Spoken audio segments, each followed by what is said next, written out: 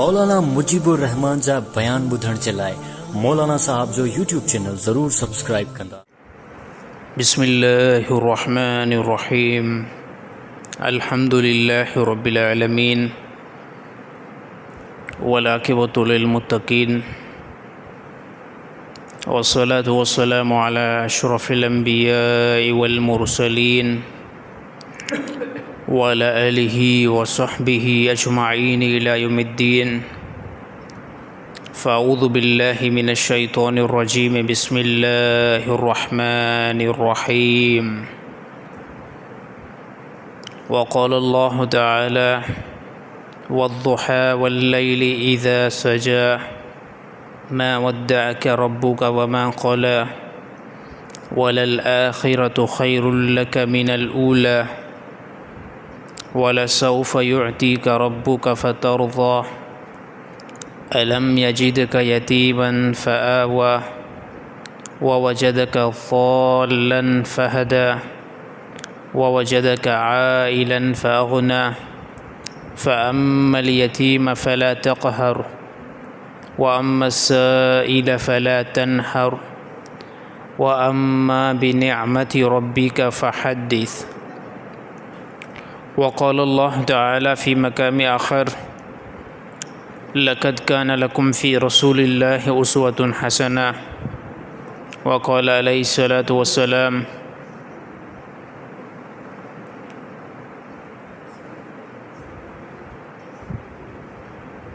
अतिउल्लाह व अतिउर रसूल।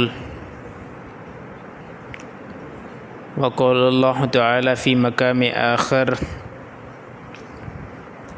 वनुनज़्ज़िलु मिनल क़ुरआनि मा हुवा शिफ़ाअन व रहमतुल लिल मुअमिनीन वला यज़ीदु ज़ालिमीन इल्ला ख़सारा। सदक़ल्लाहुल अज़ीम। वक़ाल नबी सल्लल्लाहु अलैहि वसल्लम अना ख़ातमुन नबिय्यीन ला नबिय्य बअदी।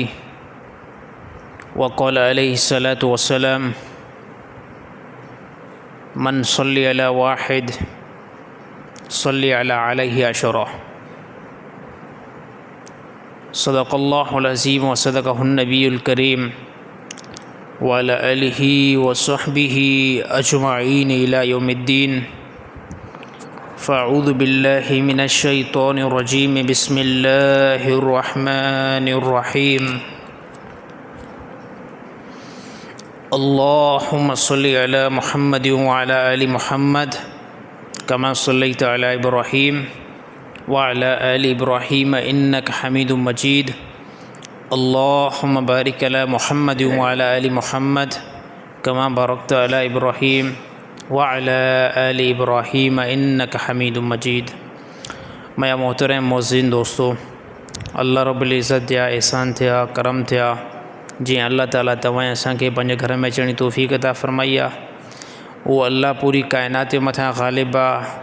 उन अल्लाह जी पूरी काइनात जे मथां शहनशाही आहे, बादशाही आहे। थोरे वक़्त लाइ अल्लाह ताला तव्हां असांखे दुनिया जी तरफ़ मोकिलियो आहे। उन अल्लाह मांखे पैदा कयो, तव्हांखे पैदा कयो। असांखां पहिरियां जेतिरा इंसान आया उन्हनि खे ख़ुदा पैदा कयो। उन खां पहिरियां जेके इंसान आया उन्हनि खे बि अल्लाह पैदा कयो। हे इंसानियत जो हिकिड़ो तमामु वॾो समंदर गुज़री चुको आहे। हाणे इन कुझु घड़ियुनि खां बाद में अल्लाह ताला तव्हांजे ऐं मुंहिंजे मथां हिकु मौत सवार कंदो। इन खां बाद में आख़िरत वारी ज़िंदगी स्टार्ट थींदी ऐं उहा ई ज़िंदगी क़ुरान हकीम में अल्लाह ताला जेकी बयानु कई आहे हक़ीक़त वारी ज़िंदगी, उहा ज़िंदगी आहे।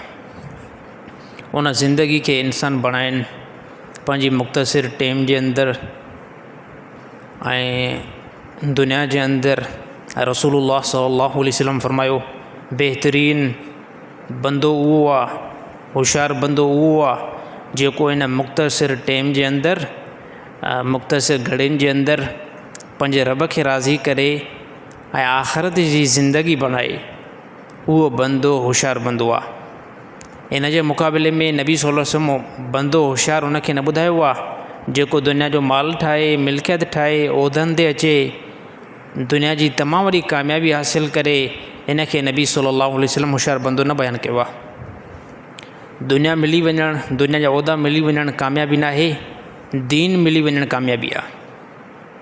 क़ुरान सम्झ में अचे हे कामयाबी आहे, नबी सल्लल्लाहु अलैहि वसल्लम जी हदीस सम्झ में अचे हे कामयाबी आहे। असां मुस्लमान जी कामयाबी नबी सल्लल्लाहु अलैहि वसल्लम जी ज़ात जे अंदरि रखियलु आहे। ऐं उहो ई नबी हिन काइनात जे अंदरि जीअं जो आयो, नबी सल्लल्लाहु अलैहि वसल्लम जी आमद जेकी थी आहे उहा रबीउल अव्वल जे महीने में थी आहे।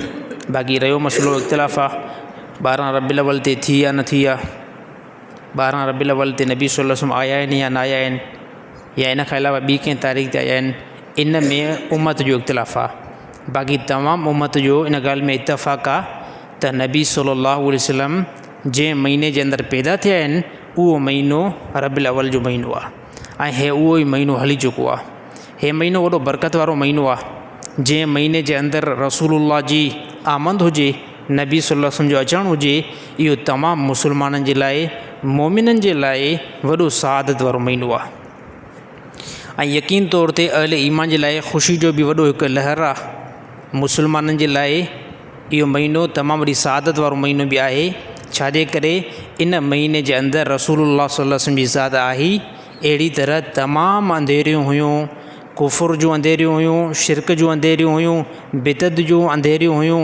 इन तमामु अंधेरियुनि खे रसूलुल्लाह सल्लल्लाहु अलैहि वसल्लम जी ज़ात ख़तमु करे ॾेखारियो। अल्लाह जे नबी जी ज़ात सिफ़ात जे एतबार सां नूर आहे, जिस्मानी एतबार सां बशर आहिनि। जिस्मानी एतबार सां बशर कीअं आहिनि? नबी सल्लल्लाहु अलैहि वसल्लम जे जिस्म जे मथां सर्दी जो असरु थियो आहे, गर्मी जो असरु थियो आहे। अल्लाह जे नबी निकाह कया आहिनि, नबी सल्लल्लाहु अलैहि वसल्लम पाणी पीतो आहे, अल्लाह जे नबी खाधो खाधो आहे। इन तमामु शयुनि खे ॾिसी करे मालूम थिए पियो त नबी सल्लल्लाहु अलैहि वसल्लम जी ज़ात जेकी आहे जिस्मानी एतबार सां बशर आहे। बाक़ी सिफ़ात जे एतबार सां नबी सल्लल्लाहु अलैहि वसल्लम जी ज़ात जेकी आहे उहा नूर आहे। क़ुरान हकीम में बि अल्लाह ताला ईअं बयानु कयो त ए ईमान वारो, तव्हांजे तरफ़ असां हिकु किताबु मोकिलियो आहे, ॿिए नंबर ते तव्हांजे तरफ़ असां हिकु नूर मोकिलियो आहे। नूर मां मुराद नबी सल्लल्लाहु अलैहि वसल्लम जी ज़ात आहे। कहिड़े एतबार सां? जो हिन काइनात जे अंदरि अंधेरी हुई। हमेशह अल्लाह ताला जॾहिं बि कुफ़ुर खे बयानु कयो, अल्लाह ताला गुमराही खे बयानु कयो, उन गुमराही खे बयानु कंदे अल्लाह ताला फ़रमायो इहे सभु अंधेरियूं आहिनि। इन्हनि जे मुक़ाबले में रसूलुल्लाह सल्लल्लाहु अलैहि वसल्लम जी ज़ात बेहैसियत नूर आहिनि। ऐं नूर इल्म खे बि चयो वेंदो आहे, नूर जेको आहे हिदायत खे बि चयो वेंदो आहे।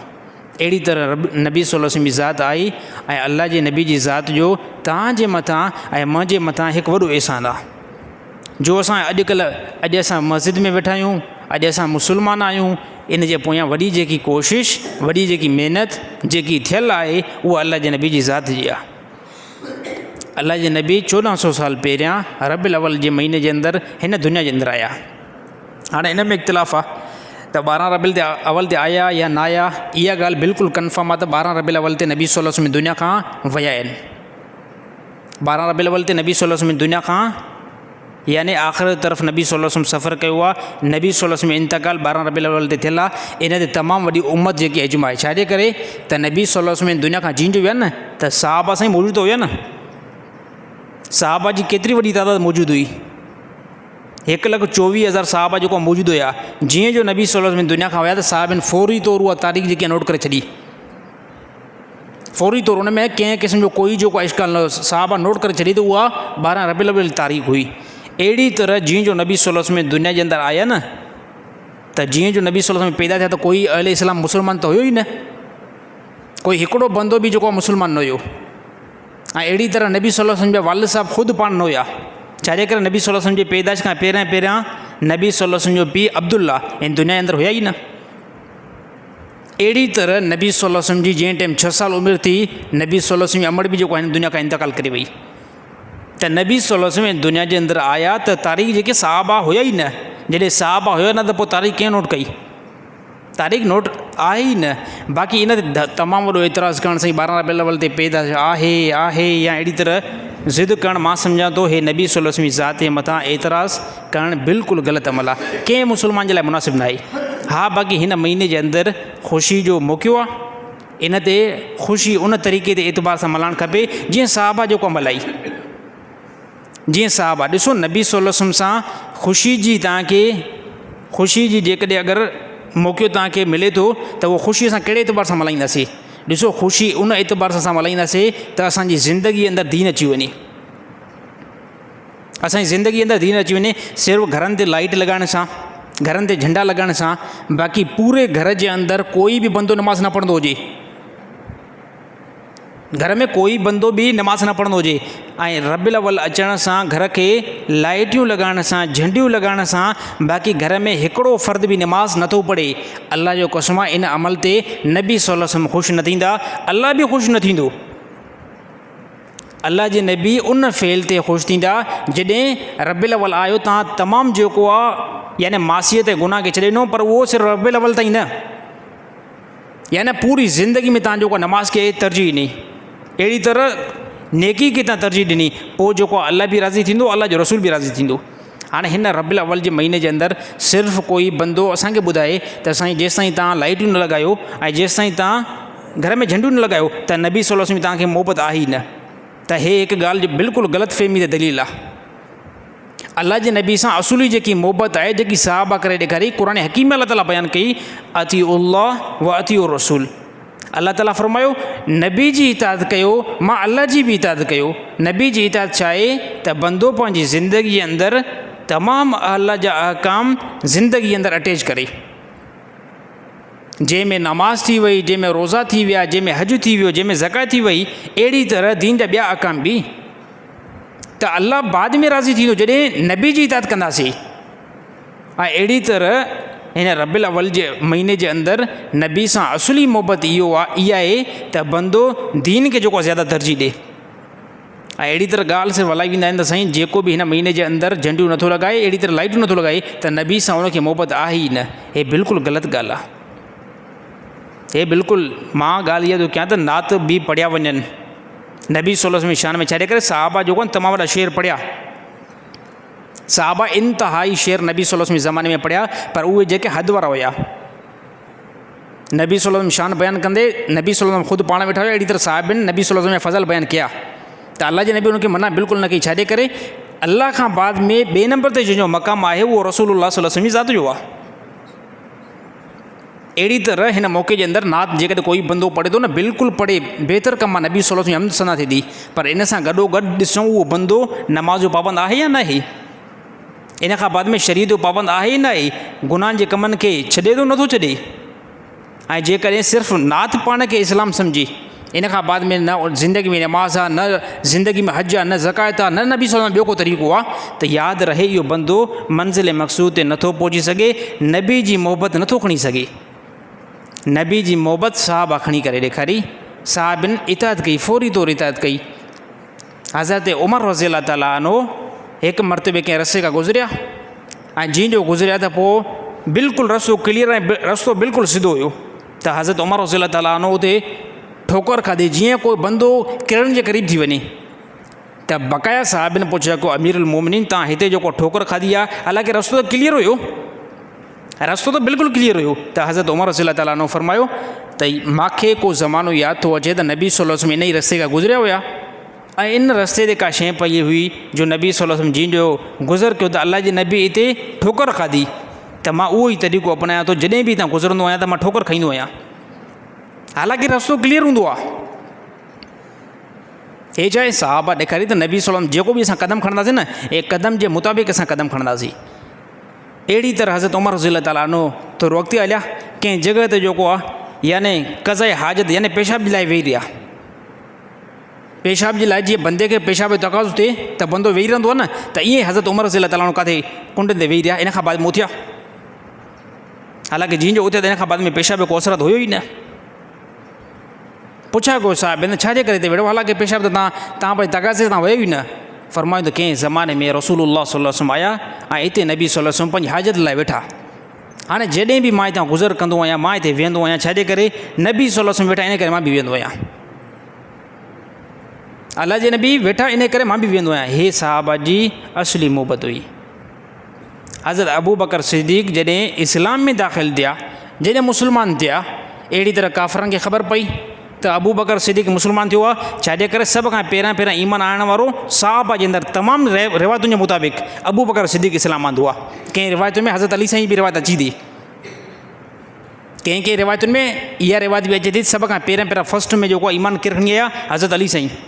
बाक़ी तमामु रिवायतुनि जे मुताबिक़ सभ खां पहिरियां नबी जे मथां जंहिं ईमान आंदो ऐं जंहिं इक़रार कयो त तव्हां नबी हो, अबू बकर सिद्दीक़ हुया, हज़रत अबू बकर सिद्दीक़ हुया। त अहिड़ी तरह हज़रत अबू बकर सिद्दीक़ जीअं जो इस्लाम में दाख़िल थियो, काफ़रनि खे ख़बर पई, काफ़रनि खे ख़बर पई, जीअं जो काफ़रनि खे ख़बर पई त काफ़रनि शदीद हज़रत अबू बकर सिद्दीक़ सां लड़ाई कई, तमामु घणी लड़ाई कई। हालांकि एतिरी लड़ाई कयूं जो हज़रत अबू बकर सिद्दीक़ जी जान बिल्कुलु वञण ते हुई ऐं बिल्कुलु चांस न हुई त हज़रत अबू बकर सिद्दीक़ को बची वेंदा। अहिड़ी तरह ॾींहं जो लड़ाई थी, हज़रत अबू बकर सिद्दीक़ सां काफ़रनि कई। राति जो टाइम जंहिं टाइम घर में सुता पिया हुया, हज़रत अबू बकर सिद्दीक़ खे बिल्कुलु नॉर्मल थोरो होश आयो त अहिड़ी तरह उन ज़माने में जेके तबीब हुया उन्हनि जो जीअं जो अबू बकर सिद्दीक़ उन ज़माने में जेके डॉक्टर हुया, जीअं जो होश अचे त हिन खे बिल्कुलु पहिरियों खारायो वञे, बाद में इन सां ॿियो कलाम कयो वञे। अगरि जेकर हिन का बि शइ न खाधी पोइ हिन जी जान वञण जो घणो अंदेशो आहे। हज़रत अबू बकर सिद्दीक़ जीअं जो होश आयो हिन खां बाद में पुछो कयूं नबी जी ज़ात किथे मौजूदु आहे। त अहिड़ी तरह उन टाइम हज़रत अबू बकर सिद्दीक़ जो पीउ बि मुस्लमान न हुयो ऐं न ई जेका मां मुस्लमान हुई। त मां चयुसि ॾिस जंहिं नबी जे करे तुंहिंजी एॾी वॾी पिटाई थी आहे, वरी बाद में बि तूं नालो उनजो ई खणे थो। मां खे चई जेसि ताईं नबी सल्लल्लाहु अलैहि वसल्लम जी मां ज़ियारत न कंदुमि, अहिड़ी तरह मां का शइ खाईंदुमि बि न। हाणे साईं मां त बिल्कुलु बेताब हूंदी आहे, वॾी परेशान थींदी आहे पुट जे लाइ। खणी मां भले गैर मुस्लिम हुजे, भले मां जो इस्लाम सां कोई तालुक़ु आहे ई न, पर अबू बकर सिद्दीक़ जे इन शिदत वारे मर्ज़ खे ॾिसी करे हज़रत अबू बकर सिद्दीक़ जी मां वञी करे ॿी हिकिड़ी औरत आई, उन खां पुछा कई नबी सल्लल्लाहु अलैहि वसल्लम किथे मौजूदु आहिनि? त उन ॿुधायो त फलाणी जेको आहे जॻह में रसूलुल्लाह सल्लल्लाहु अलैहि वसल्लम जी ज़ात मौजूदु आहे। हज़रत अबू बकर सिद्दीक़ खे इन टाइम खयूं। हज़रत अबू बकर सिद्दीक़ ॿिनि औरतुनि जे सहारे, यानी पंहिंजी मां अहिड़ी तरह ॿी हिकिड़ी औरत हुई, उन जे सहारे नबी सल्लल्लाहु अलैहि वसल्लम वटि जीअं जो पहुता, अलाह जे नबी ॾिसी करे अबू बकर सिद्दीक़ खे अलाह जे नबी रोई पिया, नबी सल्लल्लाहु अलैहि वसल्लम रोई पिया। इन खां बाद में अबू बकर सिद्दीक़ फरमायो त या रसूल हाणे ई मां जेको आहे खाईंदुमि, अहिड़ी तरह हाणे ई मां पीअंदुमि। पोइ चयूं या रसूल हे मुंहिंजी अमड़ आहे, हिन जे लाइ दुआ कयो त हे अल इस्लाम ते मुस्लमान ते। अलाह जे नबी दुआ कई, हे नबी जो मौजूज़ो आहे त सुभाणे ते अबू बकर सिद्दीक़ जी मां इस्लाम जे अंदरि दाख़िल थी वई। हे नबी सां मुहबत आहे, हे नबी सां मुहबत आहे। अलाह जे नबी हिकिड़ी दफ़े मस्जिद में वेठा हुया, हे ॾिसो नबी सां असुली मुहबत। अलाह जे नबी मस्जिद में वेठा हुया, जीअं जो अलाह जे नबी मस्जिद में वेठा हुया, इन खां बाद में थोरे टाइम खां बाद में अबू बकर सिद्दीक़ आया। कुझु टाइम खां बाद में हज़रत उमर आया। कुझु टाइम खां बाद में हिकु ॿियो साहिबी आयो ऐं अलाह जे नबी फरमायो त हिन टाइम न को नमाज़ जो टाइम आहे, यानी राति जो को हिसो हुयो, न नमाज़ जो टाइम आहे, न ई अहिड़ी तरह ॿी का इबादत जो टाइम आहे। हिन टाइम मस्जिद में कीअं आयो? फरमायो त या रसूल अल्लाह, घर जे अंदरि कंहिं शइ जो कोई खाधे जो कोई इंतज़ाम न आहे, बिल्कुलु बुख ते आहियूं ऐं असांजी बुख ख़तमु तॾहिं थींदी आहे जॾहिं या रसूल अल्लाह तव्हांजे चहिरे ते असांजी नज़र पवंदी आहे। जीअं जो तव्हांजे चहिरे ते असांजी नज़र पवंदी आहे, तमामु असांखां बुखूं बि ख़तमु थी वेंदियूं आहिनि, असांजा टेंशन बि ख़तमु थी वेंदा आहिनि, असांजा ग़म बि ख़तमु थी वेंदा आहिनि नबी जे चहिरे खे ॾिसण सां ई। अहिड़ी तरह साहिबिन चयो त नबी सल्लल्लाहु अलैहि वसल्लम जहिड़ो हसीन ॾिसो, नबी सल्लल्लाहु अलैहि वसल्लम जहिड़ो हसीन हिन पूरी काइनात जे अंदरि असां किथे बि न ॾिठोसीं, किथे बि न ॾिठोसीं। ॾिसो अलाह ताला हिकिड़ी ईमानी ताक़त ॾिनी तमामु वॾे साहबा मां, तमामु वॾे साहबा मां। नबी सल्लल्लाहु अलैहि वसल्लम खे चिताए करे गौर सां कंहिं बि साहिबी न ॾिठो सवाइ हिकु ॿिनि साहिबिन जे। चिताए मां मुराद ईअं जो मां तव्हांखे अगरि ॾिसां त हिकु मिंट ताईं मां तव्हांखे ॾिसंदो रहां, हिकु मिंट ताईं मां तव्हांखे ॾिसंदो रहां, इन खां बाद में मुंहिंजी नज़र जेको आहे परे न वञे। तमामु साहबा मां कंहिं साहिबी बि रसूलुल्लाह सल्लल्लाहु अलैहि वसल्लम जी ज़ात मुबारक खे मुंहुं मुबारक जे अंदरि अखियुनि सां मिलाए करे न न न न नामुमकिन हुयो साहिबिन जे लाइ। छाजे करे? अलाह ताला हिकु चहिरे मुबारक जे अंदरि अहिड़ी हिकिड़ी नूर जी तजली रखी हुई जो साहबा हुनखे कंट्रोल न पिया करे सघनि। जेतिरी साहबा खे ईमानी ताक़त कुवत उन जे मुताबिक़ ओतिरो टाइम नबी सल्लल्लाहु अलैहि वसल्लम जी ज़ियारत करे सघनि पिया, ओतिरो इन खां ज़्यादा जेको न पिया करे सघनि। छाजे करे? जंहिं बि शख़्सियत जे चहिरे जे अंदरि, जंहिं बि इंसान जे चहिरे जे अंदरि ज़्यादा रोब हूंदो आहे, ज़्यादा रोब हूंदो आहे ऐं हिकिड़ो बंदो कमज़ोर हूंदो आहे। कमज़ोर बंदो रोब वारे चेहरे खे नाहे ॾिसी सघंदो, नाहे ॾिसी सघंदो। अहिड़ी तरह हुस्न जेको आहे कमाल दर्जे जो हुजे त बंदो नाहे ॾिसी सघंदो, कंट्रोल थी बंदे खां न सघंदो आहे। अहिड़ी तरह उम्मे ऐमन रज़ी अल्लाह ताला अनहा, उन नबी सल्लल्लाहु अलैहि वसल्लम जॾहिं हुस्न बयानु कयो आहे न, फरमाए त अल्लाह जे नबी जो हुस्न, नबी सल्लल्लाहु अलैहि वसल्लम जो हुस्न अहिड़ो त हुस्न हुयो जो मूंखे महसूसु ईअं थींदो हुयो त चोॾींहं जो चंड कपिड़ा सरज़मीन ते पाए करे हेठि लथो आहे। एॾो नबी सल्लल्लाहु अलैहि वसल्लम जो हुस्न, चोॾींहं जो चंड ज़मीन ते कपिड़ा पाए करे हेठि लथो आहे। हे अल्लाह जे नबी जे हुस्न जे तशबीह जेको आहे साहिबनि औरतुनि जेको आहे बयानु कई। ॾिसो यूसुफ अलैहिस्सलाम जी हुस्न जी क्वालिटी तमामु वॾी मशहूरु, जंहिंखे क़ुरान हकीम में अल्लाह बयानु कयो त यूसुफ अलैहिस्सलाम खे हुस्न हुयो, पर वॾो कमाल दर्जे जो अल्लाह ताला हुनखे हुस्न ॾिनो जो इंतिहाई।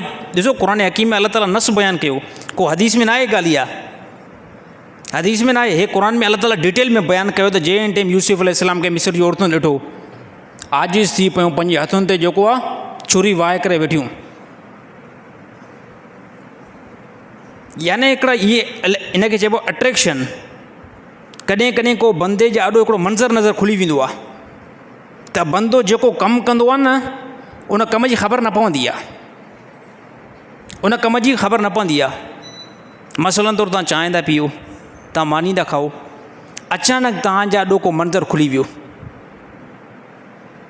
अहिड़ो तव्हां ख़तरनाक को मंज़र ॾिठो, या अहिड़ी तरह तव्हां बहितरीनु को मंज़र ॾिठो, तव्हां सॼी चांहि बि पी वेंदो, तव्हां मानी बि खाई वेंदो, ख़बर न पवंदी त चांहि जी लज़त मूंखे महसूसु थी या न थी, या मानी मां खाधमि त मानी केतिरी मां खाई मूंखे लज़त महसूसु थी न, बाद में ख़बर पवंदी अड़े चांहि त मां पी वियो आहियां।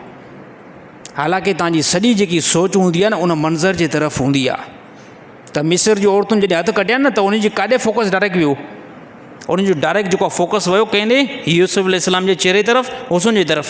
उन ॾिठो त अहिड़ो हसीन नौजवान, एॾो जेको आहे कामिल दर्जे जो हुस्न, शायदि हिन पूरे मिस्र जे अंदरि कोई आहे ई न। उन्हनि पंहिंजा हथ जेको कटे विधा, आजिज़ थी पियो। हालांकि मिस्र जो हुस्न हिन टाइम ताईं तमामु वॾे उरूज लेवल ते आहे। जीअं मर्दनि जे अंदरि हुस्न, अहिड़ी तरह सेम सेम औरतुनि जे अंदरि बि ईअं ई आहे, मशहूरु आहे। हुस्न जे अंदरि जेको आहे न, मिस्र वॾो टॉप ते आहे। पर एॾे सारे हुस्न खां बावजूद बि यूसुफ अलैहिस्सलाम जो हुस्न ॾिसी करे बिल्कुलु आजिज़ थी विया। हे त कैटेगरी कंहिंजी हुई? हे उन औरतुनि जी हुई। हथनि खे जेको आहे बिल्कुलु टुकड़ा टुकड़ा थी विया। यादि रहे नबी सल्लल्लाहु अलैहि वसल्लम जो हुस्न जंहिं साहिबनि ॾिठो, यूसुफ अलैहिस्सलाम जो हुस्न ॾिसी करे औरतुनि हथ कटिया। नबी सल्लल्लाहु अलैहि वसल्लम जंहिं जंहिं साहिबनि हुस्न ॾिठो, साहिबनि हथ न कटराया, साहिबनि पंहिंजूं गर्दनूं कटराए छॾियूं, साहिबनि पंहिंजी औलाद खे जेको आहे ज़िब करे छॾियो अल्लाह जे रस्ते में। अहिड़ी तरह साहिबनि जा ॾाढो गैर मुस्लिम पीउ आयो, मामो आयो, उन्हनि जूं मुंडियूं बि जेको लाहे छॾियऊं। हे अल्लाह जे नबी सां मोहबत हुई, पर कामिल दर्जे जी मोहबत हुई, कामिल दर्जे जी मोहबत हुई। ऐं इहा मोहबत कीअं थींदी आहे? इहा मोहबत मासियत खे, गुनाह खे छॾण खां बाद में थींदी आहे। गुनाह में लॻा पिया हुजो, गुनाह में लॻा पिया हुजो, इन खां बाद में चओ त नबी सल्लल्लाहु अलैहि वसल्लम मोहबत ई हुजे, न थी सघंदो ईअं। हे हिक ॿिए जा ज़िद आहिनि। अल्लाह सां बि मोहबत हुजे, रसूल सां बि मोहबत हुजे, ऐं ज़िंदगी तव्हांजे नफ़्स जे मुआफ़िक़ हुजे, न न न न न हे ग़लति आहे। जेकॾहिं ज़बान सां इक़रार कयो था, तव्हांजो इक़रार कूड़ो आहे। हिकिड़े बंदे जे दिलि में अल्लाह जी मोहबत बि हुजे ऐं चवे थो रसूल जी मोहबत बि आहे, इन खां बाद में नफ़्स खे बि जेको आहे राज़ी करे। यादि रहे त पोइ अल्लाह सां मोहबत जेकी आहे सिर्फ़ु ज़बान जी आहे, रसूल सां जेकी मोहबत आहे उहा सिर्फ़ु ज़बान जी आहे। बाक़ी असुली जेको आहे तव्हां ख़ुशि कयो था, पंहिंजो नफ़्स खे ख़ुशि कयो था। असां चवंदा हिकिड़ो पेर असांजो दीन जे अंदरि बि हुजे ऐं ॿियो पेर दीन खां ॿाहिरि बि हुजे। अल्लाह ताला फरमाए पूरा जो पूरा दीन में दाख़िल थी वञो। हा, पूरा जो पूरा दीन जे अंदरि दाख़िल थी वञो। हा, कामिल मुस्लमान पोइ जेको थींदो, गुनाहनि खे, मासियत खे बंदो छॾे, गुनाहनि खे न छॾींदो, ज़िंदगी मां सुकून बिल्कुलु ख़तमु थी वेंदो।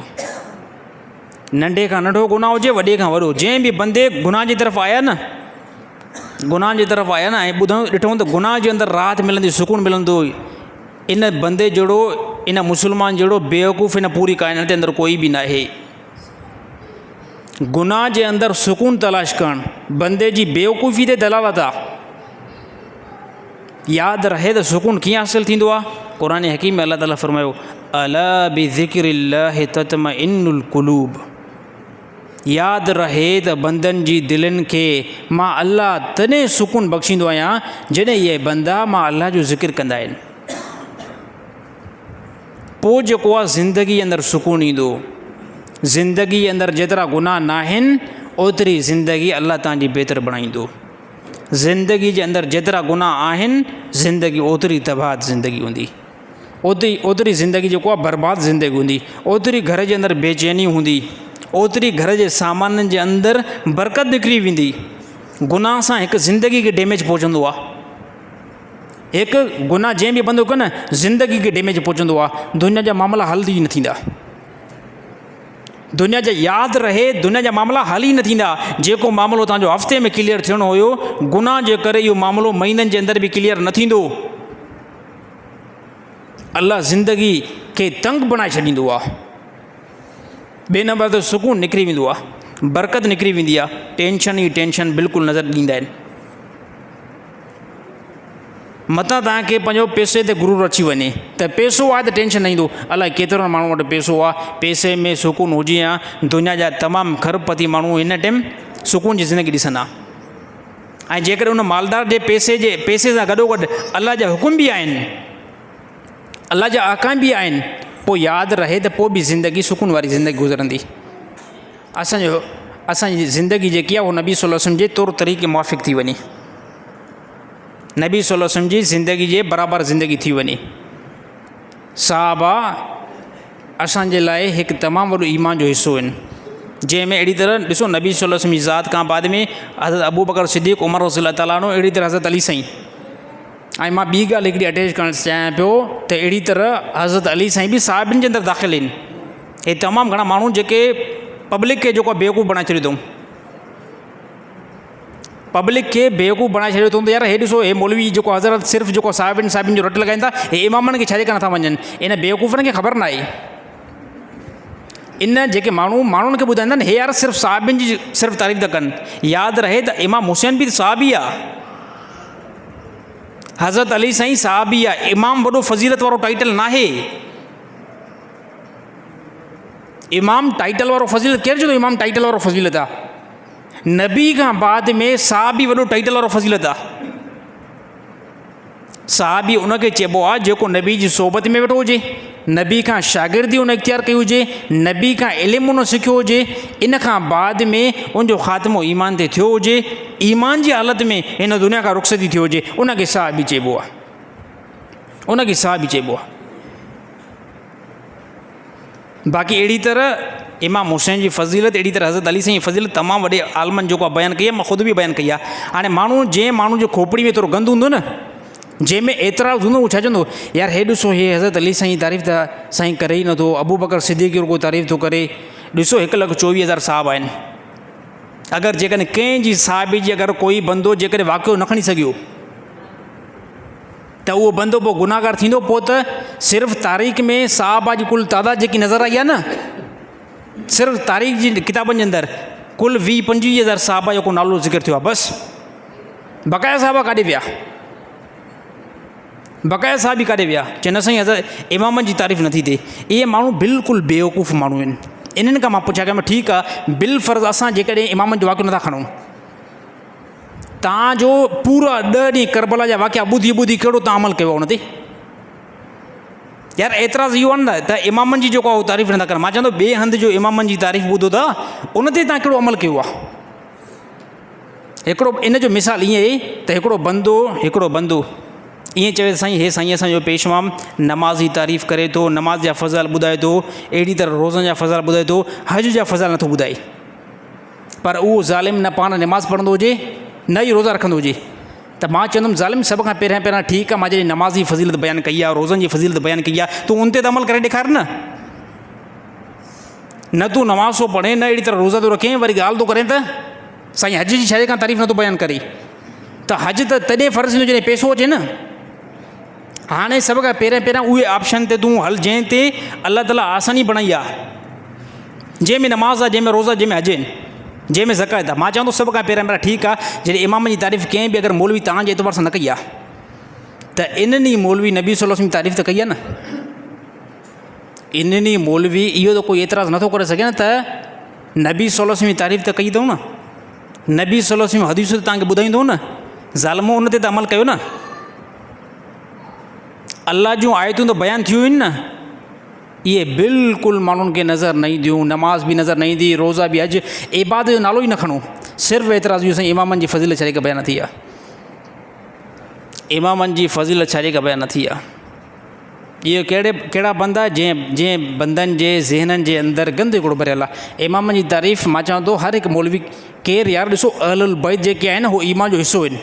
नबी सल्लल्लाहु अलैहि वसल्लम हिकिड़ी हदीस आहे, अल्लाह जे नबी फरमायो, ए साहबा, जेकॾहिं कोई बि बंदो पूरी ज़िंदगी काबे जे साम्हूं, अहिड़ी तरह काबे जे भरिसां जेको हतीम आहे, इन जे साम्हूं पूरी ज़िंदगी नमाज़ पढ़ंदो रहे, पूरी ज़िंदगी नमाज़ पढ़ंदो रहे, इन खां बाद में मरे अहिड़ी हालत में त अहलुल बैत सां इन खे बुग़्ज़ हुजे, यादि रहे त अल्लाह जे नबी फरमायो इहो जहन्नम में दाख़िल थींदो। इहो काॾे? इहो जहन्नम में दाख़िल थींदो। यार केरु बंदो आहे जेको चवे त मूंखे इमाम हुसैन सां मोहबत न आहे, हज़रत अली साईं सां मोहबत न आहे। असां चवंदो आहे अहलुल बैत असांजे ईमान जो हिसो आहिनि। बाक़ी असां चवंदो आहे जेकी मेन जेकी पॉइंट आहे न, मेन पॉइंट जंहिंजो क़बर में सुवालु कयो वेंदो, जंहिंजी आख़िरत में पुछा कई वेंदी, त आख़िरत में इहा बिल्कुलु पुछा मुजीब रहमान खां न थींदी। त दुनिया जे अंदरि जेको आहे न, दुनिया जे अंदरि तूं इमाम हुसैन जा पूरी ज़िंदगी फ़ज़ाइल छॾे का बयानु न कया, मूंखां पुछा न कई वेंदी। मूंखां इहो ई पुछा कयो वेंदो, मन रबुक, मन दीनुक, हा मन नबीयुक, इहो मूंखां पुछा कयो वेंदो। मूंखां क़बर में इहो पुछा न कयो तुंहिंजो इमाम केरु आहे। हे जेके माण्हू चवंदा आहिनि साईं क़बर में इमाम जी पुछा कई वेंदी, हे बिल्कुलु कूड़ ॻाल्हाईंदा आहिनि। इमाम जो पुछा ई न आहे, 3 सुवाल आहिनि, सिर्फ़ु 3 सुवाल आहिनि। तव्हांजो अल्लाह केरु आहे, तव्हांजो नबी केरु आहे, तव्हांजो दीन छा आहे। इहे मेन पॉइंट 3 जेको सुवाल आहिनि बसि। इन खां बाद में इहा पुछा न कई वेंदी त साईं जेको आहे तूं इमाम जो वाक़ियो छॾे कान खयो। जेकॾहिं अगरि इमाम वाक़े ते मां मुजरिम थियां, पोइ 1 लख साहब जी तारीख़ ई नथी मिले, 1 लख साहब जी तारीख़ ई नथी मिले। पोइ छा उन जे बारे में पुछा कई वेंदी। मां चवंदो आहियां हमेशह मेन पॉइंटनि खे दीन जे मेन बेसिक खे वठंदा कयो, जंहिंमें अलाह ताला नमाज़ फ़र्ज़ु कई, ख़ुदा जेको आहे हज फ़र्ज़ु कयो, ख़ुदा जेको आहे ज़कात जेको आहे फ़र्ज़ु कई, नबी सल्लल्लाहु अलैहि वसल्लम तरीक़ो अलाह ताला फ़र्ज़ु कयो, जंहिंमें अलाह ताला फरमायो लक़द कान लकुम फ़ी रसूलिल्लाहि उसवतुन हसना। पूरी काइनात जे अंदरि कोई बि तरीक़ो मोतबर न आहे सवाइ नबी जे तरीक़े। बसि अलाह ताला इन शइ खे फोकस करायो आहे। अहिड़ी तरह नबी जो तरीक़ो सेम हज़रत अली साईं जो तरीक़ो आहे। ॻाल्हि ख़तमु, टू द पॉइंट, ॻाल्हि क्लियर। जंहिं नबी जे तरीक़े खे पकितो न, ईअं सम्झो उन हज़रत अली साईं तरीक़े खे पकिड़े छॾियो।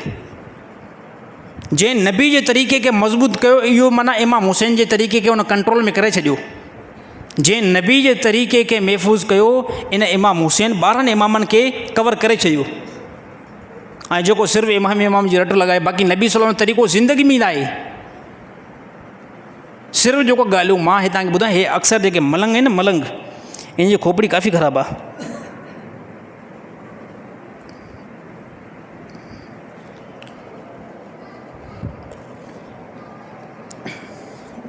हे मलंग जेके आहिनि, इन जी खोपड़ी वॾी ख़राबु अथव, इंतिहाई ख़राबु आहे। यकीन कयो, न वुज़ू जो तरीक़ो, न नमाज़ ज़िंदगी जे अंदरि, न क़ुर जी तालीम, क़ुर जो हिकिड़ो हर्फ़ बि न ईंदो।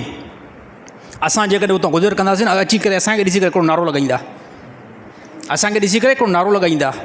मां चवंदो आहियां इन ज़ालिमनि खे हज़रत अली साईं तॾहिं यादि ईंदो आहे जॾहिं मुजीब रहमान गुज़र कंदो आहे। उन ख़बर पवंदी आहे हज़रत अली साईं जो जेकॾहिं कोई नुमाइंदो वञे थो न, त इहो ई वञे थो। इन वटि हर शइ जेको असुली पियल आहे। असां वेंदासीं हज़रत अली साईं, बाद में हुनखे यादि ईंदो आहे। ईअं बिल्कुलु हुनखे पूरे ॾींहं में का शइ यादि न ईंदी।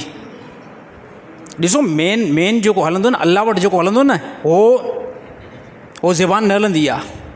अलाह वटि जेको हलंदो उहो बंदे जो किरदारु हलंदो आहे। हिकिड़ो बंदो पूरी ज़िंदगी चवे त मूंखे नबी सां मोहबत आहे, मूंखे नबी सां मोहबत आहे, मूंखे नबी सां मोहबत आहे।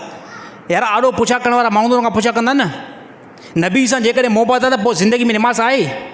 हो चवंदो यार नमाज़ आहे ई न। नबी सां मोहबत आहे, भला तूं ॾाढ़ी रखी आहे न? हो चवंदो यार ॾाढ़ी बि न रखी आहे। पगड़ी पाती आहे? चए न। तमामु दुनिया जूं कोर्टूं, तमामु दुनिया जे इंसाननि खे चवंदा तूं हिकु नंबर जो कूड़ो बंदो आहे, हिकु नंबर जो कूड़ो बंदो आहे। जंहिंसां मोहबत थींदी आहे बंदो उनजो तरीक़ो जेको आहे इस्तेमालु कंदो आहे, उनजो किरदारु जेको अपनाईंदो आहे, हे दुनिया जे अंदरि मुशाहिदो आहे। असांजे नौजवाननि खे कॾहिं को तमामु वॾा जेके फिल्मुनि जा एक्टर आहिनि न, या मशहूरु जेके माण्हू आहिनि, उन्हनि सां मोहबत थी वञे, उन्हनि जो लिबास पाईंदा आहिनि, उन्हनि वांगुरु हलण जी पंहिंजी कंडीशन बणाईंदा आहिनि, उन्हनि जेको लिबास पातो उनजो कलर जहिड़ो लिबास पाईंदा आहिनि। यानी दुनिया खे हिकिड़ो मैसेज ॾींदा आहिनि त इहो जेको बंदो आहे न, इन बंदे सां असांखे छा आहे? असांखे मोहबत आहे। ऐं इहा ई मोहबत जी हिकिड़ी वॾी दलील आहे। बंदे खे जंहिंसां बि मोहबत थींदी आहे, जंहिंसां मोहबत थींदी आहे, ख़ुदि ब ख़ुदि उन जी तरफ़ माइल थी पवंदो आहे। चवंदो आहे हिन जेको आहे न, हिन बंदे सां पोइ चाहे उहो दुनिया जी औरत हुजे या मर्द हुजे, कंहिं असांजे बंदे खे मोहबत थींदी न, पोइ ख़ुदि ब ख़ुदि जेको आहे न उनजो रीज़न पंहिंजे मथां आणींदो, उनजो तरीक़ो जेको आहे पंहिंजे मथां आणींदो। जेको उहा ॻाल्हि कंदो न, दुनिया जो तमामु इंसान उन ॻाल्हि खे रद्द कंदा, पर उनजी खोपड़ी में ॻाल्हि न वेंदी। उहो चवंदो जीअं इहो बंदो चए थो न ॻाल्हि, इहा ॻाल्हि ईअं ई आहे। छाजे करे हो उनजे मोहबत में मजनू थी वेंदो आहे। जेकॾहिं मुसलमाननि खे नबी सां हक़ीक़ी मोहबत हुजे हा, त मुसलमाननि जी कंडीशन जेकी 1400 साल खां बाद में आहे, या मुसलमान जी न हुजे हा, न हुजे हा। अल्लाह जे नबी सां मोहबत, नबी सल्लल्लाहु अलैहि वसल्लम फरमाया मां सां मोहबत मुंहिंजे सुन्नत खे मज़बूती सां पकड़ण सां ई। 1,24,000 साहब, यकीन कयो हिकिड़े साहबी जी का हिकिड़ी रिवायत न हुई जंहिं साहबिन पगड़ी न पाती हुजे, जंहिं साहबिन ॾाढ़ी न रखी हुजे। टोटली 1,24,000 साहबा, मुकमल ॾाढ़ी, मुकमल नबी सल्लल्लाहु अलैहि वसल्लम जो लिबास। इहे त शयूं सभु मेन पॉइंट हुयूं न। साहबिन नॉर्मल शयुनि खे बि न छॾियो। नबी सल्लल्लाहु अलैहि वसल्लम जिते वेठा, नबी सल्लल्लाहु अलैहि वसल्लम खे काथे ठोकर आई रस्ते ते, नबी सल्लल्लाहु अलैहि वसल्लम काथे क़ज़ा हाजत लाइ वेठा, या नबी सल्लल्लाहु अलैहि वसल्लम काथे मशवरे लाइ वेठा, काथे फ़ैसिले लाइ वेठा, साहबिन उहे शयूं यकीन कयो साहबिन जे मथां फ़र्ज़ु न हुयूं। साहबिन जे मथां बिल्कुलु हिकिड़ी पॉइंट बि उन्हनि जे मथां फ़र्ज़ु न हुई। साहबिन जो न, नबी इन रस्ते खां ईअं गुज़रियो, असां बि गुज़रंदासीं। हे अल्लाह जे नबी सां असली मोहबत आहे, असली मोहबत आहे। ऐं इहा ई मोहबत अल्लाह ताला घुरे पियो। अल्लाह ताला क़ुरान हकीम में छा फ़रमायो?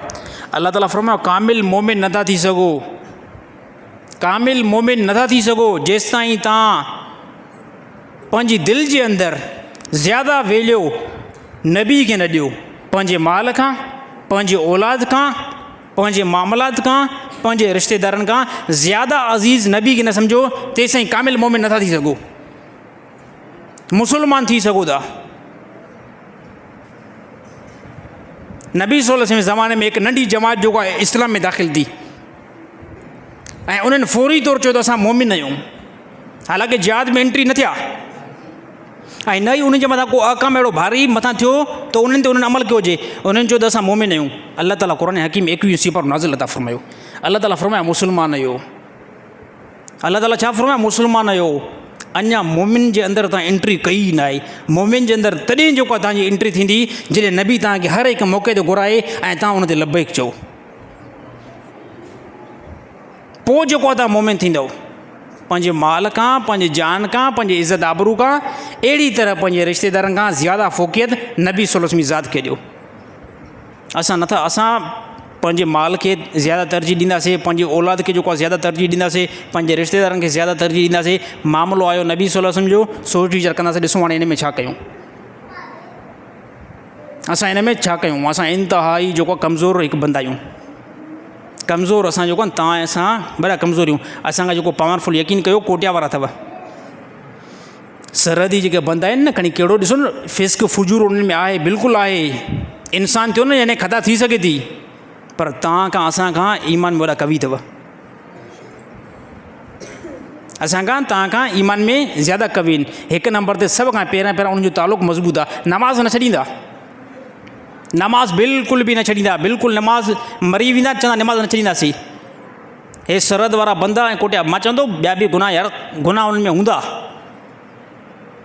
फ़रिश्ता सभु न आहिनि, गुनाह उन में हूंदा, हिकिड़ी शइ उन में ख़ानदानी क़िस्म जी आहे, नमाज़ जा वॾा पाबंद आहिनि, वॾा नमाज़ जा पाबंद आहिनि। ॿिए नंबर ते नबी सल्लल्लाहु अलैहि वसल्लम जी इज़त लाइ वॾो उहे बिल्कुलु मुजाहिद आहिनि। हे मां तव्हांखे पहिरियों वाक़ियो ॿुधायुमि, हिते केतिरो सिंध जो हिकिड़ो बदवक़्तु शिकारपुर जो, न शिकारपुर वारनि खे हिमत थी, न लाड़काणे वारनि खे हिमत थी, न कंबर वारनि खे हिमत थी, न शहदाद कोट वारनि खे हिमत थी।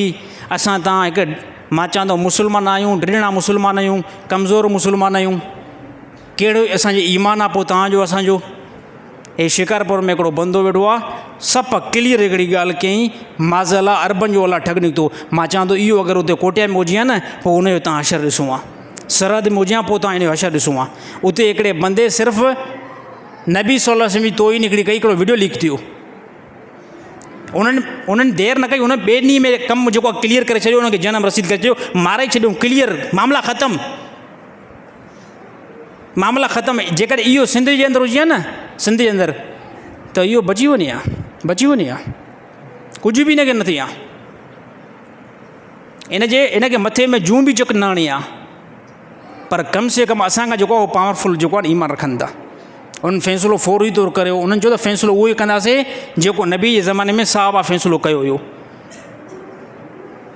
असांजे सिंध में हज़ारे कहिड़ी तोहिन, हज़ारे तोहिन थींदियूं आहिनि, नॉर्मल ॻाल्हि थोरी आहे भला।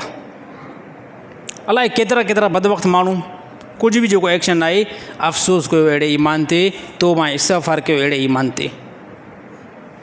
हे कहिड़े क़िस्म जा असां जेको मुस्लमान आहियूं। मां ॾिसो, मां फितनो फ़साद नथो करणु चाहियां, मां फितने जी तव्हांजी ॻाल्हि नथो कयां त बम ॿधी करे धमाको कयो।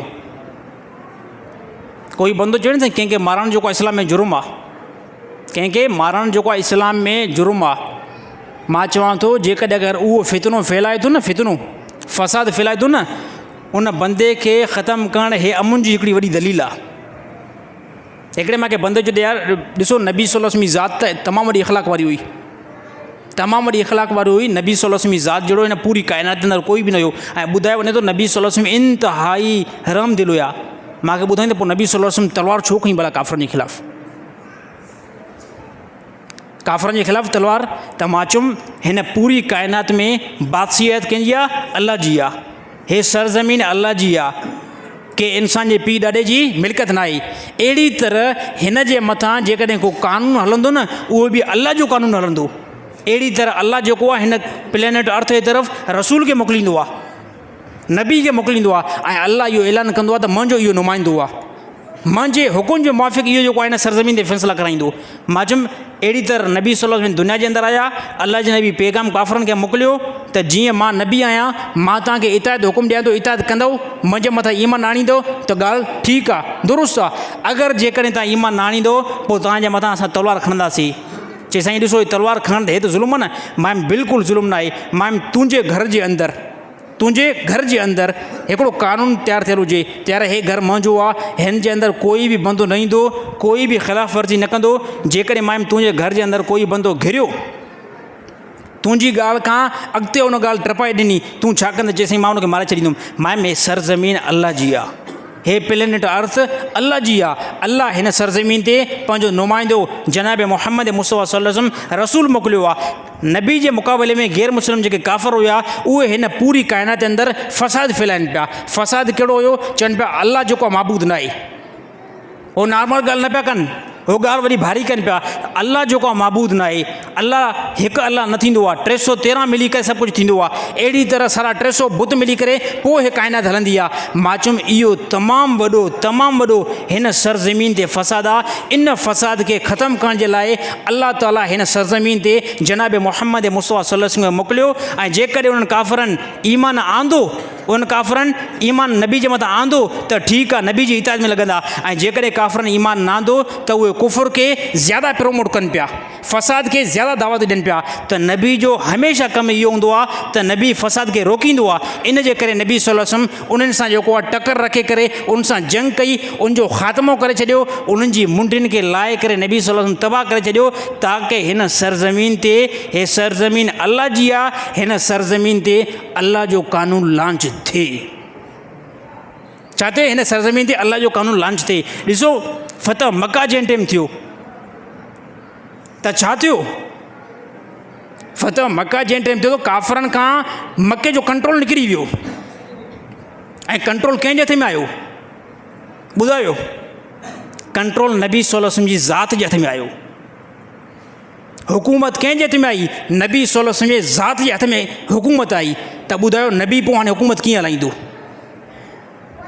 नबी कीअं हुकूमत हलाईंदो सॼो मक़सदु इहो हो नबी खे मोकिलण जो अलाह ताला दुनिया जे अंदरि जेको मक़सदु रखियो मक़सदु इहो हो त हिन पूरी काइनात जे अंदरि अकेले अलाह जी जेको आहे बादशाही हले हिन पूरी काइनात जे अंदरि अकेले अलाह जा जेको आहे फ़ैसिला हलनि अलाह जे मुक़ाबले जे अंदरि कंहिंजो कोई फ़ैसिलो न हले अहिड़ी तरह क़ुर हकीम में अलाह ताला फरमायो जेको मुंहिंजी किताब जे मुआफ़िक़ फ़ैसिला नथो करे अलाह ताला फरमायो इहो ई बंदो त काफ़िर आहे जेको मुंहिंजी किताब जे मुआफ़िक़ फ़ैसिला नथो करे अलाह ताला फरमायो इहो बंदो त फ़ासिक़ आहे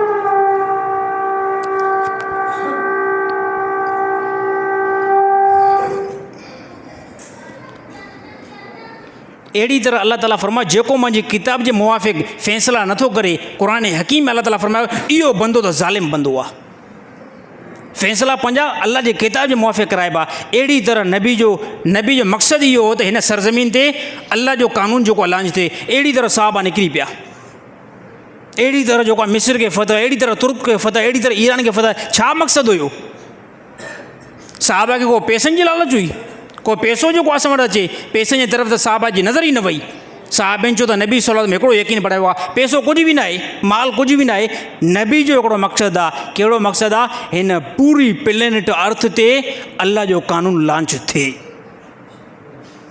अलाह जे टकर जे मुक़ाबले में जंहिंजो बि कोई कानून हूंदो उन कानून खे जूते जे नोक ते रखंदासीं साहबा जूते जे नोक ते रखियो उन कानून खे जेको क़ुर जे टकर में आयो जेको नबी जे हदीस जे टकर में आयो उनखे साहबा जूते नोक ते रखियो ऐं अॼु असां उन ई जेको कानून खे फॉलो करण जी कोशिशि कयूं था उन ई कानून जे पोयां असां हलण जी के जेको असां बहितर सम्झूं था मां ॾिसो तव्हांखे राति मां पे दर्स में इहा ॻाल्हि कई हुअमि असां मुस्लमान बि अजीब क़िस्म जा मुस्लमान आहियूं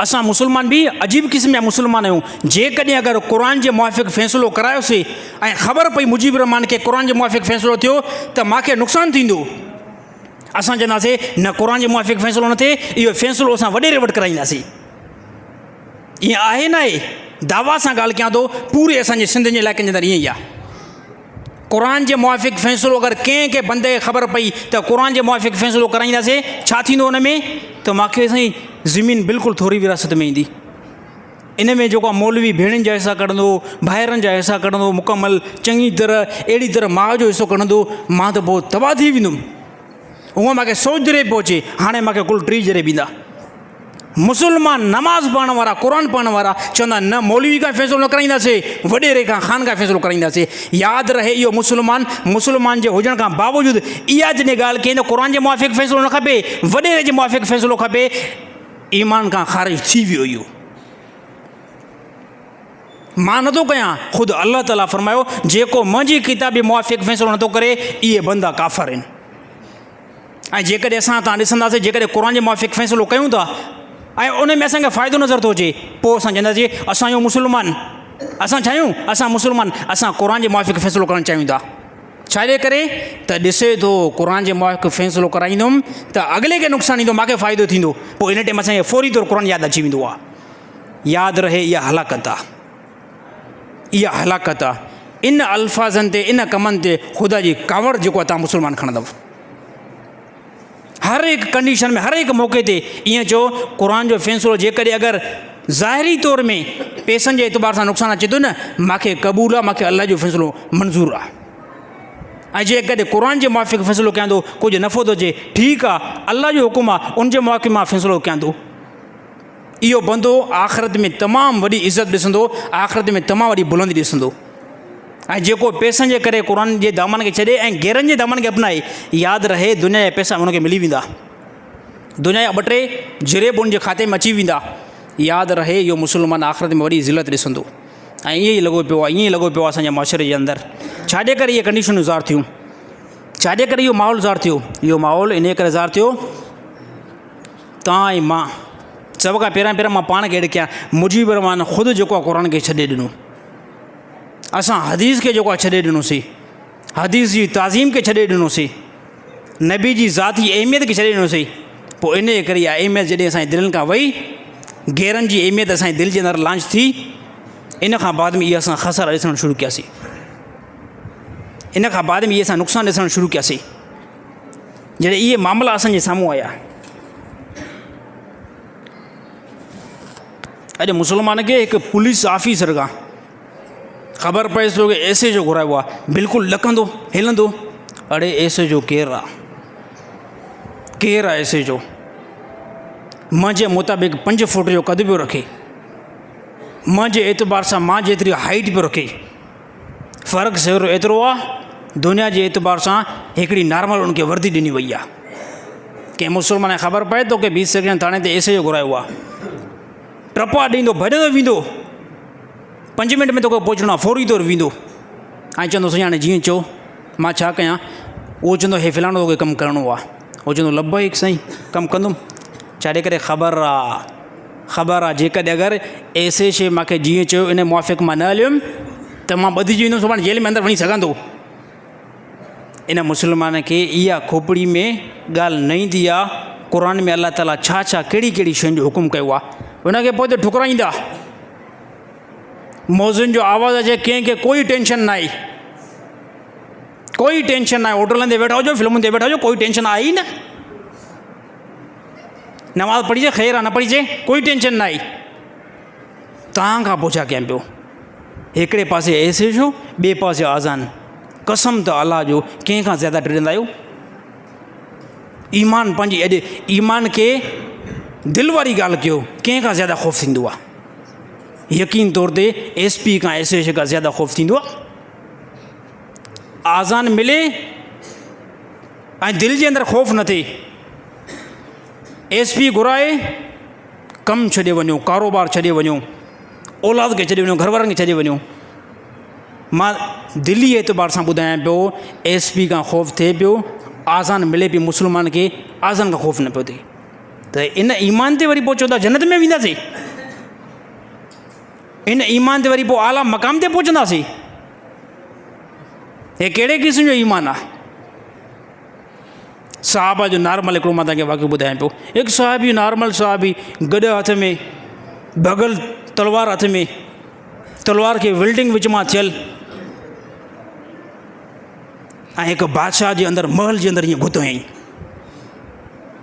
महल जे अंदरि। हुनखे चइबो जेकॾहिं इताद करें थो नबी जी, नबी जे मथां कलमो भरे थो न, अगरि जेकॾहिं नथो भरे हिन तलवार सां तुंहिंजी मां मुंडी लाहींदुमि। उहे हेठि जेके वज़ीरो खिलनि पिया, हुनजो साईं हिन जी क्वालिटी ॾिसो, हिन जी हैसियत ॾिसो, हे गॾु अंदरि काए आहे, उहा 2 नंबर ते भॻल तलवार, नॉर्मल जेको आहे बॉडी, धमकी एॾी। उहो बादशाह हिली वियो। बादशाह जो चए तव्हां हिन जी आवाज़ जे अंदरि कड़को न ॾिठो? हे हक़ीक़त में जेको ॻाल्हि करे पियो, इहो हक़ीक़त में ईअं करे ॾेखारियां। बादशाह ख़ामोशी इख़्तियार कई, ठीकु आहे ॾिसूं था, फ़ैसिलो पोइ कयूं था। बादशाह तकड़े में न कई, हो चए ठीकु आहे बाद में असां रिज़ल्ट ॾिसूं था। हे केरु हुया? हे नबी जा साहबा हुया। हे ईमान हुयो, पर कामिल दर्जे जो ईमान हुयो। ऐं तव्हां ऐं असां अॼोके ईमान ते सिर्फ़ु तव्हां न मां बि पंहिंजे ईमान ते अॼुकल्ह रोआं। सभई पंहिंजे ईमान ते रो तव्हां मुस्लमान। कहिड़े क़िस्म जो ईमान आहे? कहिड़े क़िस्म जे असां मकान ते बीठा आहियूं मुस्लमान? तव्हांखे सभु कुझु यादि, दुनिया जो तिजारत यादि, पैसो यादि, कारोबार यादि, दुकान परचून जे दुकान में 1000 आइटम सभु यादि, ऐं चवंदो साईं दुआए कुनूत नथी अचे। 1000 आइटम दुकान में पिया आहिनि, हर हिकु जी प्राइस यादि, नाला यादि। साईं महिरबानी कयो, दुआए कुनूत नथी अचे। इन जे मुतबादिल ॿी का सूरत पढ़ां? रो मुस्लमान, रो वञी करे राति जो अलाह जॾहिं रो। दुनिया खे एतिरी फ़ोक़ियत फज़ीलत, दीन खे कुझु बि फ़ोक़ियत फज़ीलत न। मां चवंदो अगरि गैर मुस्लिम कोई चङा सुवाल करे न, तव्हां मुस्लमान भॼी वञो, भॼी वञो। गैर मुस्लिम तव्हांजे इस्लाम जे बारे में पुछा करे, रुगो एतिरो पुछा करे त नबी जो पीउ केरु आहे, उनजो पीउ केरु आहे, उनजो पीउ केरु आहे। सिर्फ़ु इहा हिस्सी तव्हां खां वठे न, चवे त कहिड़े क़िस्म जा मुस्लमान आहियो? नबी जे ॾाॾे जो नालो तव्हांखे इल्मु न आहे, नबी जे पड़ ॾाॾे जो नाले जो तव्हांखे इल्मु न आहे, त कहिड़े क़िस्म जा तव्हां मुस्लमान आहियो? सभु कुझु यादि आहे अल्हम्दुलिल्लाह। जेकॾहिं यादि न आहे, इस्लाम यादि न आहे, दीन यादि न आहे, ऐं टेंशन बि नथा कयूं, बिल्कुलु कोई टेंशन न आहे। हे अफ़सोस जो मक़ाम आहे। रोई वठो, इस्तग़फ़ार करे वठो। अहिड़ो टाइम ईंदो रोवंदव, अलाह ताला तौबा क़बूल न कंदो तव्हांजी। हा, हे अलाह ताला जो कानून आहे, हे अलाह ताला जो मुशाहिदो आहे। अॼु मुस्लमान ज़िलत छॾे करे ॾिसनि पिया, छॾे करे नाकाम थियनि पिया, छॾे करे मुस्लमान पंहिंजे मक़सद खे छॾे ॾिनो आहे। को ज़मानो हो मुस्लमान पंहिंजे मक़सद ते हुया, हे पूरा कुफ़ार जेको आहे लहराइनि पिया, पूरा कुफ़ार। हाणे कुफ़ार जेको आहे बीठा अचे, कहिड़ा मुस्लमान जेको असां सां टकर हणी, सीनो तव्हां ॾाढो खोले करे वेठा आहिनि। फ़लस्तीन सां ज़ुल्म आहे, साईं फ़लस्तीन सां ज़ुल्म आहे, साईं फ़लस्तीन सां ज़ुल्म आहे। ॿियो न मूं हाणे फ़लस्तीन वारा मज़लूम, फ़लस्तीन वारा। अलाह कॾहिं बि कंहिं क़ौम जे मथां अलाह ताला जबर ज़ुल्म नाहे कराईंदो। जॾहिं मुस्लमान पंहिंजी हक़ीक़त खे छॾे ॾींदा आहिनि, अलाह पोइ काफ़रनि खां मोचड़ा हणाईंदो। जॾहिं अलाह जा हुदूद टुटनि पिया, कंहिं क़िस्म जी काई जेको आहे मुस्लमान तमीज़ न कई। हा, अलाह जी पोइ जेकी लठ आहे न, उहा बि बग़ैर आवाज़ खां वसंदी आहे। अलाह ताला तमामु मुस्लमान खे पंहिंजे मक़सद ते हलण जी तौफ़ीक़ अता फ़रमाई।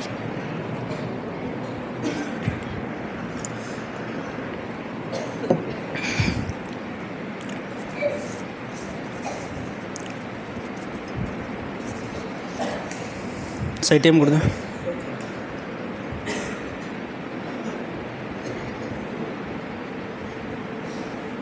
साईं अगरि कोई साईं असांजे इलाइक़े में अगरि कोई नौजवान औरत या मर्द फ़ौत थी वेंदा आहिनि, जेके गैर शादीशुदा हूंदा आहिनि, त उन्हनि जा रिश्तेदार उन्हनि खे घोट वांगुरु ऐं कुंवार वांगुरु सींगारे करे पोइ दफ़न कंदा आहिनि।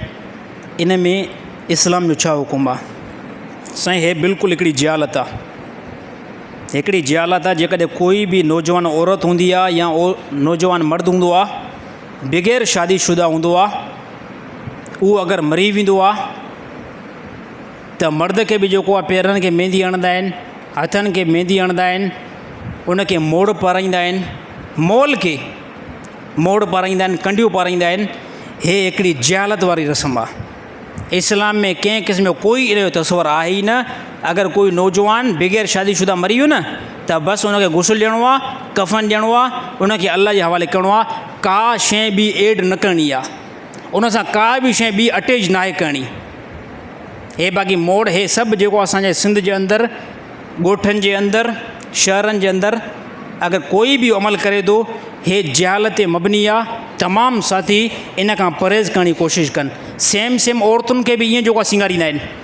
औरत जेके नौजवान बग़ैर शादी खां मरी वई न, त उनखे बि ईअं कुंवार वांगुरु सींगारींदा आहिनि। इस्लाम में कंहिं क़िस्म जो कोई इहो तस्वर आहे ई न। इन खां बचणु खपे। हे हिकु ख़ुराफ़ात आहे, हे बिदत अमल आहे।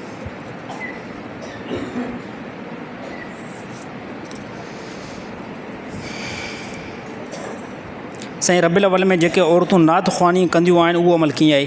साईं, रबीउल अव्वल में जेके औरतूं नात ख़्वानी कंदियूं आहिनि, कंहिं मख़सूस कमरे जे अंदरि कयूं, मख़सूस घर जे अंदरि जेको नात ख़्वानी पढ़ियूं, आवाज़ु उन्हनि जो ॿाहिरि न निकितो, उन नात ख़्वानी जे अंदरि नबी जी तारीफ़ थिए थी, अलाह जी तारीफ़ थिए थी। हिकिड़ी हद आहे बसि। घर जे अंदरि आवाज़ु ॿाहिरि नथो निकिरे, त बिल्कुलु उहो मुनासिबु अमल बि आहे, जाइज़ अमल बि आहे। औरत जेकॾहिं नबी जी हमदो सना करे, अलाह जी हमदो सना करे। बाक़ी अॼुकल्ह असांजे ज़माने जे अंदरि जेके बि औरतूं नात ख़्वानी कंदियूं न, उनखे दुनिया जो हर हिकु बंदो ॾिसी सघे थो। उहो नात जीअं पढ़ाइनि थियूं न, त ॾाढो पंहिंजी रिकॉर्डिंग लॻी पई आहे। नात जेको आहे रिकॉर्ड कनि थियूं, ऐं उन सां गॾोगॾु जीअं जो महले में किथे घर में नात ख़्वानी थिए थी न, रबीउल अव्वल जे महीने जे अंदरि, त पूरे महले में आवाज़ु वेंदो आहे लाउड स्पीकरनि ते। यादि रहे, इन औरत खे कंहिं क़िस्म जी काई नेकी न मिलंदी। इहा औरत गुनाहगार थींदी। छा थींदी? इहा औरत गुनाहगार थींदी। इस्लाम में हिकिड़ो पर्दे जो हुकुम ॾिनो आहे। कोई औरत चवे त मां जेको इस्लाम जो कमु थी कयां, इस्लाम जो कमु जेको आहे न, उहो तॾहिं थींदो जॾहिं हिकु अहिड़े घर जे अंदरि, मख़सूस कमरे जे अंदरि तूं जेको इस्लाम जो कमु कर, जीअं आवाज़ को ॿाहिरि निकिरे ई न। अगरि औरत जो आवाज़ बि ॿाहिरि निकितो, इहा औरत गुनाहगार थींदी। भले ख़ुदि क़ुर छो न पढ़े, नबी सल्लल्लाहु अलैहि वसल्लम जी तारीफ़ छो न करे, इन औरत खे अजुर बिल्कुल बि न मिलंदो। इन खे गुनाह जे तरफ़ इहा औरत माइल थी छाजे करे औरत जे आवाज़ में अहिड़ी ख़ुदा कशिश रखी आहे त बंदो उन तरफ़ माइल थी पवंदो आहे। बाक़ी औरत जेकी आहे नात पंहिंजा रिकॉर्ड करे, हाणे इहा ॻाल्हि हुजे साईं पोइ मौलवी हज़रत बि रिकॉर्ड कनि था। साईं मौलवी हज़रत जेकॾहिं रिकॉर्ड कनि था न त मौलवियुनि जे लाइ पर्दे जो हुकुम केतिरो आहे तव्हांखे ॿुधायां। मौलवी मर्द में अचनि था ऐं मर्दनि जो पर्दे जो हुकुम छा आहे, मर्द दुन खां वठी करे ऐं पंहिंजे घुटननि ताईं सिर्फ़ु जेको आहे हिन खे पर्दे जो हुकुम आहे।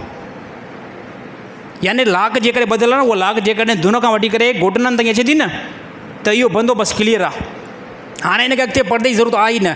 औरतुनि जे बारे में पर्दे जो छा हुकुम आहे, पेरनि खां वठी करे वारनि ताईं औरत हिजाब करे मुकमल पाण खे समेटे छॾे। हाणे औरत जेकॾहिं नात रिकॉर्ड कयो, बयानु रिकॉर्ड कयो, जंहिंमें स्क्रीन में अचे पई लखे माण्हू ॾिसनि पिया, इन खे अजुर न मिलंदो, हे औरत गुनाहगार थींदी। हे असांजे इलाइक़े जे अंदरि शहदादकोट में न आहे अमल एतिरो, लाड़काणे में ज़्यादा आहे, हैदराबाद में ज़्यादा आहे, कराची में ज़्यादा आहे, पंजाब त पूरो जेको आहे भरियल आहे। पंजाब में टोटली औरतूं वेंदियूं नात ख़वानी लाइ, पहिरियों जेको आहे पंहिंजा कैमरा जेको स्टार्ट कराए छॾींदियूं, पाण रिकॉर्ड कंदियूं, इन खां बाद में पंहिंजे चैनलनि ते जेको हलाए छॾींदियूं। औरतुनि खे अजुर जेको आहे न मिलंदो, इन कम ते गुनाह मिलंदो, भले नबी जी तारीफ़ ई छो न कनि।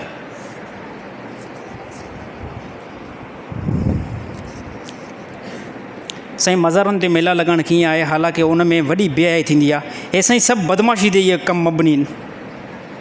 हे जेके मेला अगरि कराइनि बि था न, मज़ारुनि ते जेके मेला कराइनि बि था, मां नोट कयां ॻाल्हि, लाराईंदो मां पहिरियों बि कंहिं न आहियां, हाकिम शाह ते, कलंदर शहबाज़ ते, भिट शाह ते, जेके बि इहे मेला हणाइनि था न, इहे मेला हणाइण वारा हे हिकु नंबर जा बदमाश माण्हू आहिनि। हे इस्लामी माण्हू न आहिनि। छा आहिनि बेहया ऐं बेगरतनि खे इहा ख़बर नथी पए त इन ई जेको आहे मज़ार जे अंदरि जेको बुज़ुर्ग सुतल आहे, हिकिड़े पासे इहो सुतल आहे, ॿिए पासे मायुनि सां ज़िना बि थिए, ॻाल्हि आहे न आहे। हे जेके हणाइनि था न, इहे हिकु नंबर जा बेहया ऐं बेगर जेको आहे माण्हू आहिनि। सूफ़ी बुज़ुर्ग जेके, जंहिंजी इस्लाम में सिंध जे अंदरि वॾी हिस्ट्री आहे, त उन्हनि वॾो जेको आहे नालो कमायो, जंहिं अलाह सां जेको आहे माण्हू जो तालुक़ु बणायो। ख़ासि करे जंहिंमें कलंदर शहबाज़, अहिड़ी तरह सचल सहमर्स, हे तमामु वॾा सिंध जा बहितरीनु जेको आहे अदीब, अहिड़ी तरह सूफ़ी बुज़ुर्ग आहिनि। त उन्हनि जे मज़ारुनि ते जेके हे मेला लॻनि था न, मेलनि में थींदी आहे बदमाशी आहे, रनियूं हूंदियूं आहिनि, नचंदियूं आहिनि, इन खां बाद में बेहयाई थींदी आहे। ॿियो कुझु बि अमल न आहे। ॿिया छॾे खां माण्हू ईंदा आहिनि, माण्हू जो कहिड़ो हाम फाटो आहे, हे माण्हू इन जे लाइ वेंदा आहिनि। जेके हणाइनि था हिकु नंबर जा बेहया इहे माण्हू आहिनि, ऐं पैसा कमाइण लाइ सभु कुझु कनि था। इन जो बाइकाट हुकूमत करे साईं, हुकूमत करे त अहिड़नि बुज़ुर्गनि जी मज़ारुनि जे मथां अहिड़ो बेहयाई वारो कमु थिए पियो। तव्हांखे छा ख़बर न आहे हाकिम छा केतिरो संगा परे आहे? सभु शहदादकोट जा बंदा आहियो। हिकिड़ो को हथु खणे त औरतूं न नचंदियूं आहिनि, हिकिड़ो को हथु खणे औरतूं नचंदियूं, हथु मथे खणो, केरु केरु कंहिं ॾिठियूं आहिनि? यार सभिनी ॾिठुनि, छाजे खां नथा खणो, छो था लारायो? हिकिड़ो गुनाह जो कमु जेकॾहिं थिए थो न, मां इहा ई ॻाल्हि थो कयां, असांजी क़ौम कमज़ोर क़ौम आहे। गुनाह खे गुनाह जेको न चवंदा, गुनाह खे गुनाह। मां तव्हांखां पुछा करणु चाहियां थो, थींदो आहे न थींदो आहे? हर साल थींदो आहे न थींदो आहे? मायूं इन मज़ार जे भरिसां नचंदियूं आहिनि न नचंदियूं आहिनि? इन खां अलावा ॿी का बेहयाई थींदी आहे न थींदी आहे? सभु कुझु थींदी आहे। क़ौम असांजी ख़ामोश लॻी पई आहे। साईं न ॻाल्हाइजे, न ॻाल्हाइजे। अल्लाह जे पोइ इहा गवर्नमेंट जेको आहे बेहयाई आहे। जेकॾहिं इहा गवर्नमेंट इहो कमु थी करे न, पोइ गवर्नमेंट बेहयाई। जेको बि गवर्नमेंट इहो कमु कराए थी न, हे इस्लामी कंट्री आहे, हे इस्लामी कंट्री आहे। अगरि इस्लामी कंट्री जे अंदरि कानून चवे थो इहो वञी करे कमु कयो न, अहिड़े कानून खे मां पहिरियों ॻाल्हि कई हुयमि न, अहिड़े बेहयाई वारे कानून खे जेको क़ुर जे टकर में अचे न, जूते जे नोक ते उनखे असां रखंदासीं। हे बेहयाई न, बेहयाई जो तमामु मुस्लमान जेको आहे बाइकाट कनि। साईं ॿियूं पर्चियूं काॾे मार्केट में छा थी वञनि छा? अच्छा साईं, जेके माण्हू आउट ऑफ द कंट्री यानी ॿाहिरि मुल्कनि में रहनि था, कई साल रहनि था, हालांकि शादीशुदा आहिनि, उहो अमल कीअं आहे? ॿाहिरि मुल्कनि में जेकॾहिं कोई बि बंदो रहे थो, शादीशुदा आहे, 3, 4 साल 5 साल घणो टाइम रहे थो, हे बिल्कुलु जेको आहे इहो ग़लति कमु आहे, बिल्कुलु ग़लति कमु आहे। हज़रत उमर रज़ी अल्लाह ताला अन्हु जो ज़मानो हुयो, हज़रत उमर रज़ी अल्लाह ताला अन्हु ईअं राति जो जेको चौंकी ॾियनि पिया, चौंकी ॾींदे ॾींदे हिकिड़े जेको घर खां अजीब आवाज़ु ॿुधऊं, हिकिड़े घर खां अजीब आवाज़ु ॿुधऊं, अरबी में हिकिड़ो शेर ॿुधऊं, उन जंहिंजो मतिलबु आसान मां तव्हांखे इहो ॿुधायां थो त उहा औरत घर जे अंदरि बिल्कुलु अकेली हुई। उन ॻाल्हि इहा कई त जेकॾहिं मूंखे अलाह जो ख़ौफ़ न हुजे हा, जेकॾहिं मूंखे अलाह जो ख़ौफ़ न हुजे हा त हे मुंहिंजी जेकी खट आहे न, इहा मुंहिंजी खट आवाज़ु करे आहे, इहा मुंहिंजी खट आवाज़ु करे आहे। त हज़रत उमर रज़ी अल्लाह ताला छलांग लॻाई घर जे अंदरि, त मथां ॾिसां ॿियो को मर्द त न आहे, छलांग जीअं लॻाई हिन खां बाद में ॾिनी औरत, चए हेॾो हे अशार कीअं थी चढ़ी, चए साईं तव्हां जेको आहे मुंहिंजो मुड़ुसु तव्हां जिहाद में माण्हू मोकिलियो आहे, मुंहिंजे मुड़ुस खे 4 महीननि खां मथे टाइम थी वियो आहे, हालांकि मुंहिंजी नई शादी थी आहे, मुंहिंजी शादी थी आहे, नेठि मां बि औरत आहियां,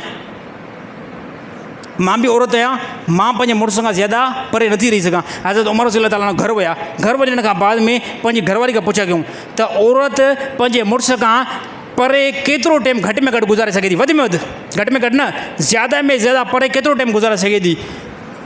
इहा हज़रत उमर रज़ी अल्लाह ताला अनो तहक़ीक़ कराई त घरवारी जवाबु ॾिनो त वधि में वधि औरत पंहिंजे मुड़ुस खां 4 महीना परे रही सघे थी, इन खां बाद में औरत नथी रही सघे।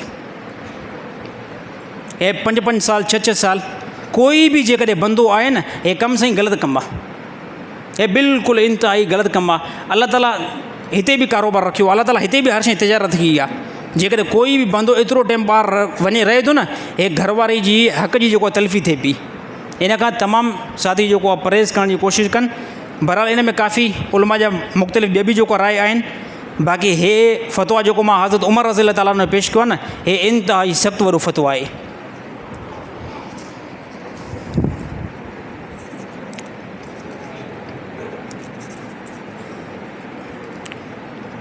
अच्छा, असांजी आख़िरी हिकिड़ी गुज़ारिश त मौलाना अब्दुर रहीम पठान साहिबु, सिंध जो हिकिड़ो बहितरीनु आलिमी दीन हुयो, तमामु वॾी उन्हनि जी ख़िदमत आहे। हिन ई हफ़्ते जे अंदरि उन्हनि जो इंतकालु थी वियो आहे। तमामु साथी सूरत फ़ातिह पढ़ी करे उन जे लाइ मग़फ़िरत दुआ कनि। अल्हम्दुलिल्लाह रब्बिल आलमीन अर्रहमानिर रहीम मालिकि यौमिद्दीन इय्याका नअबुदु व इय्याका नस्तईन इहदिना सिरातल मुस्तक़ीम सिरातल लज़ीना क़ुल हुवल्लाहु अहद अल्लाहु समद लम यलिद क़ुल हुवल्लाहु अहद अल्लाहु समद लम यलिद क़ुल हुवल्लाहु अहद अल्लाहु समद लम यलिद अल्लाहुम्मा इग़फिर लि हय्यिना व मय्यितिना व शाहिदिना व ग़ाइबिना सग़ीरिना व कबीरिना व ज़करना व उन्साना अल्लाहुम्मा नहीतु मिन्ना फ़ाहिल इस्लाम व मन तवफ़ैतु मिन्ना फ़तवफ़्फ़ौ लिल ईमान अल्लाहुम्मा इग़फिर लि ज़ंबी व वसीली फ़ी दारी व बारिक लि फ़ी रिज़्क़ी अल्लाहुम्मा इग़फिर लि ज़ंबी व वसीली फ़ी दारी व बारिक लि फ़ी रिज़्क़ी बिरहमतिका या अरहमर राहिमीन आमीन।